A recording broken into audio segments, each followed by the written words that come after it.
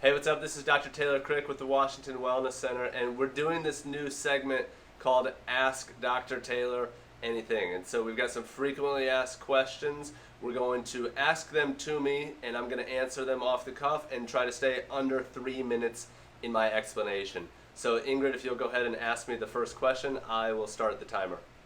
Okay, the first one is, I'm interested in intermittent fasting. What do I need to know to get started? Okay, so intermittent fasting, really popular topic today. Something that we've seen, pretty amazing results with. So what do you need to know to get started?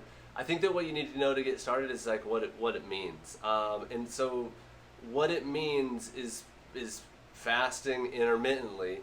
But I hate it when people say, "Oh, I'm intermittent fasting. I'm doing like a 12-hour thing. I eat breakfast at 8 and I finished eating by 8." It's like that's just a normal day. So intermittent fasting is compressing your feeding window in the day so that you're fasted for longer. So let me give you an example. If I eat lunch at noon and dinner at 6 and then I stop eating, my feeding window is 6 hours. So my fasting window is 18. And the 18-6 is a really good setup.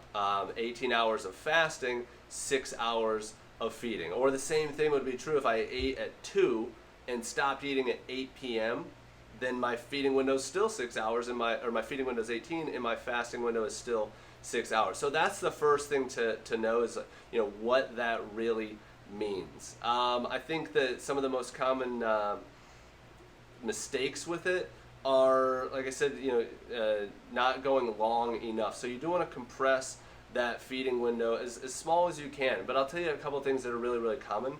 Men do better with a longer fasting period. Women do better with a shorter fasting period. So 16 hours is a pretty good fasting window. Men can often go 18, and women sometimes need to go more like 14.